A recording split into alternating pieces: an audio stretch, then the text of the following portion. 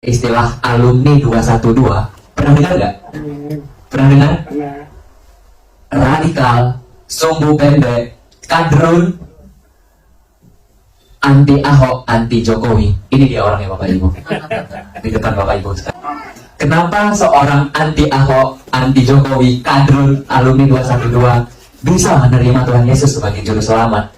Amin. Ada 3 alasannya buat hidup saya pribadi Bapak Ibu. Yang pertama itu sumpah Ahok. Ada yang ingat sumpah Ahok di hari pengadilannya Bapak Ibu? Saya yang demo hari itu Bapak Ibu, pingin Ahok segera dimasukkan ke dalam penjara. Kita mendesak. Begitu dengar sumpah Ahok di bulan Mei 2017, merinding saya Bapak Ibu. Kalau orang lain biasanya di detik-detik akhirnya itu kebanyakan menangis, tapi Ahok tidak. Ahok lantang, merasa dizalimi dan bersumpah satu persatu akan dipermalukan. Merinding saya waktu itu Bapak Ibu. Begitu dengar itu, saya tanya ke Tuhan saya, ya Allah, siapa yang ngasih iman ke Ahok? Kok kuat banget ini orang? Kami jutaan orang loh, demo di Monas Bapak Ibu, berjilid-jilid. Bapak Ibu semua tahu, semua orang tahu kejadian 212 tahun 2016. Semua orang tahu politik Indonesia, sejarah kelam untuk pilkada di kami. Tapi saya termenung. Sorenya saya buka Twitter Bapak Ibu. Saat saya buka Twitter, saya lihat ada satu gambar. Mohon izin saya buat saya.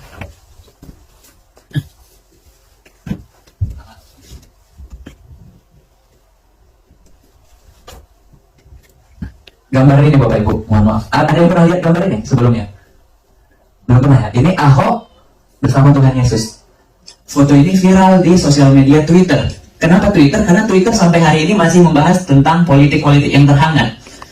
Ya, Facebook tidak, Instagram tidak, tapi Twitter masih membahas. Begitu saya lihat gambar ini, saya tertegun Bapak Ibu.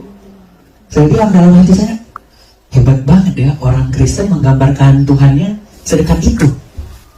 Saya dalam hati saya Bapak Ibu.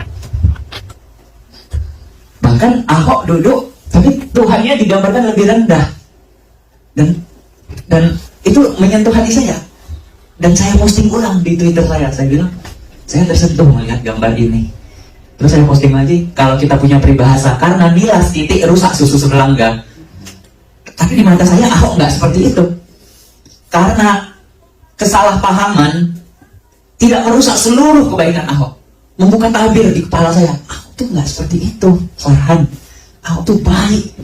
Banyak orang-orang hidupnya hancur. Di Jakarta tinggal di pinggiran kali. Di Kalijodo itu prostitusi, perjudian. Tapi Ahok, apa yang dilakukan Ahok? Dibersihkan agar tidak kumuh. Dilarang tempat-tempat seperti itu. Bahkan mohon maaf, marbot pembersih-pembersih masjid diumrohkan Bapak.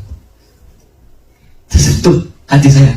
Dan di hari itu juga, mohon maaf, saya tinggalkan kepercayaan saya yang lama Islam. Tahun 2017, tapi saya mengalami pergumulan Bapak Ibu. Apa benar Tuhan Yesus ini Tuhan? Bergumul panjang masuk tahun 2018 Bapak Ibu. Viral dokter terawan tentang cuci otak, sampai Presiden SBY pun turun tangan.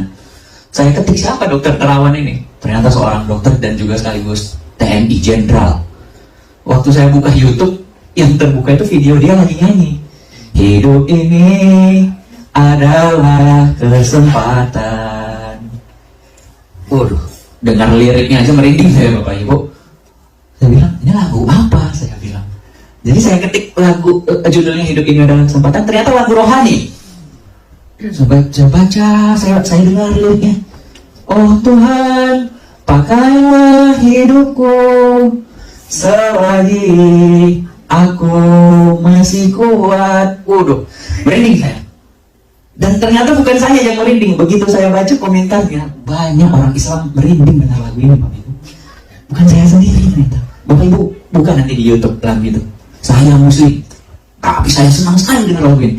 Saya pun sampai, ini lagu rohani orang Kristen. Ini doa.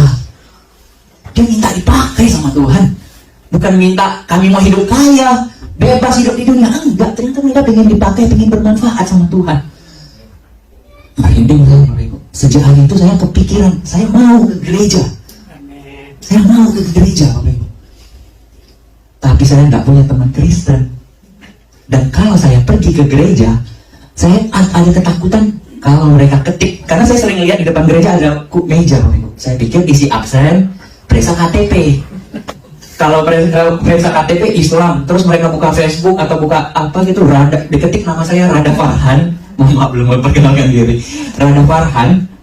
Ternyata fotonya foto yang kayak tadi, bendera hitam, ada senjata, ada ini itu. Orang kan jadi takut, nanti dikira mata-mata. Apalagi kasus pengebuman gereja di Indonesia nggak sedikit ya Bapak Ibu, takutnya menimbulkan trauma. Saya takut sendiri, gimana ini caranya Tuhan biar ke gereja. Tahun 2019 masuk, viral satu berita, pemudik dari Kanada, dari Arab Saudi keluar dari Islam dan mendapatkan suaka di Kanada. Saya pikir karena saya udah keluar dari Islam, saya coba, saya ketik Kanada di Google, yang muncul Kanada butuh tenaga kerja 1 juta imigran. Saya pikir, wah ini kesempatan ngerubah nasib juga, saya pikir. Saya telusuri Bapak Ibu tentang Kanada. Gagal saya. Kenapa? Syarat pertama itu IELTS minimal poin 5. Syarat kedua, duit. Nggak ada duit, nggak jadi apapun. Kalaupun ada duit, nggak kepikiran saya ke Kanada Bapak Ibu. Hidup aja kita di Indonesia. Ya kan? Nyerah saya. Tapi saya tiba-tiba dipertemukan dengan orang yang mau ke Kanada Bapak Ibu. Ternyata mereka orang Kristen. Sehingga satu waktu mereka tanya, Farhan, agama kamu apa? Saya bilang, saya nggak percaya Tuhan. Saya bilang waktu itu, kalau gitu kamu saya ajak ke gereja besok. Gimana? Ayo. Dalam hati saya, ini yang saya tunggu lama. Saya bilang Bapak Ibu, jadi pergilah kami ke gereja. Ternyata gerejanya ada di dalam mall. Saya bilang, kok kita ke mall? Di lantai paling atas itu gereja kata dia. Muter, pusing kepala saya Bapak Ibu. Pusing, naik mobil pusing. Tapi begitu masuk gereja, hilang pusing saya. Kenapa Bapak Ibu? Ceweknya cantik-cantik. Iya, ceweknya cantik-cantik. Waduh, hilang pusing saya, langsung ke kamar mandi. Sama kayak waktu kesini, tadi saya nggak langsung masuk ruangan, kamar mandi dulu. Kaca bersih ya kan, baru kita cari. Begitu dengar, oh gini ternyata orang Kristen memuji Tuhan, beribadah, menyembah Tuhan.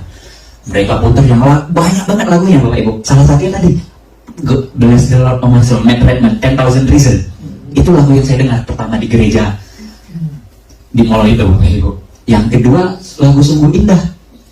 Sungguh indah yang kau pikirkan tentangku. Saya waktu dengar itu saya bilang, masa sih? Saya bilang, masa sih Tuhan orang Kristen memikirkan hamba-hambanya sampai hamba-hambanya itu menangis Bapak Ibu dengar lagu itu. Saya melihat, ada apa ini? Ada apa ini? Lalu saya dengar khotbahnya, mohon maaf ya Abi Saifuddin Ibrahim. Kalau khotbah kita kan kita nggak boleh ngobrol ya dalam khotbah. Tapi di gereja seperti motivasi. Bilang sebelah kiri kanan Anda, maju terus bro, semangat terus bro. Kaget saya Pak Pendeta gitu-gituin. Maju terus bro, oh iya maju, semangat terus. Waduh apa nih? Terus pendetanya bilang, ada mujizat, ada pemulihan, ada kesembuhan, ada pelepasan. Apa ini saya bilang? Ada apa ini di gereja? Tapi begitu doa Bapak Ibu, doa orang Kristen panjang. Dari harga bahan pokok, polisi, tentara, orang-orang kerja di rumah sakit, petani, sampai Presiden Jokowi juga didoain di gereja. Tertegun saya. Yang lebih bikin tertegun, Wakil Presiden Ma'arif Amin didoain. Wakil Presiden itu tokoh Islam banget Bapak Ibu, ketua MUI, mantan ketua MUI. Waduh, orang Kristen doain orang Islam sampai sebegitunya. Saya nggak pernah dalam sejarah saya beragama sebelumnya mendoakan orang Kristen Bapak Ibu. Tapi orang Kristen doain. Di kesempatan itu saya bilang, kalau memang Tuhan Yesus ada, kasih saya visa Amerika. Saya akan jadi pengikut Kristus. Saya gituin Bapak Ibu gereja. Dan hari ini saya bawa paspor saya Bapak Ibu. Paspor saya ini kosong Bapak Ibu.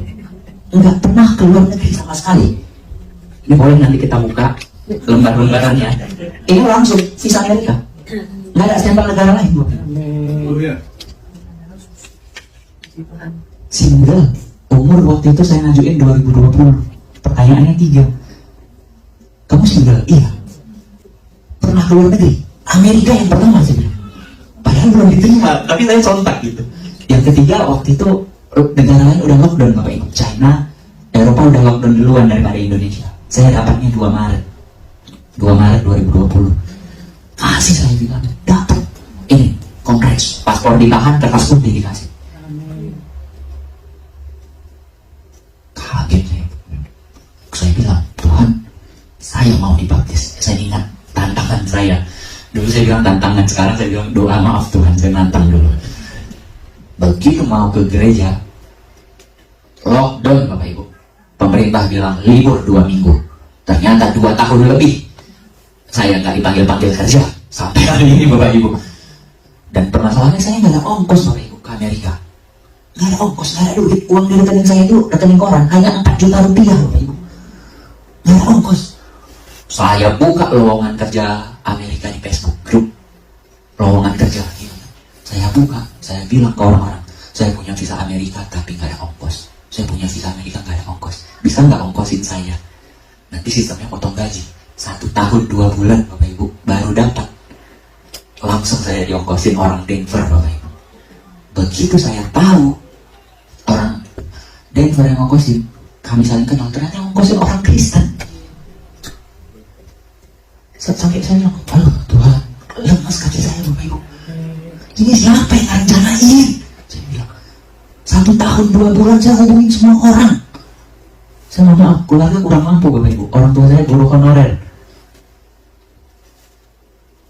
Saya bilang, siapa yang rencanain ini Tuhan? Begitu sampai Denver tahun 2021 bulan Mei. Jadi bulan depan ini saya 2 tahun Bapak Ibu di Amerika. Begitu sampai Denver saya langsung ke gereja dan dibaptis. Jadi kalau tadi saya dari 212 Bapak Ibu, sekarang saya 121. Filipi 1 ayat 21. Hidup adalah Kristus dan mati adalah keuntungan.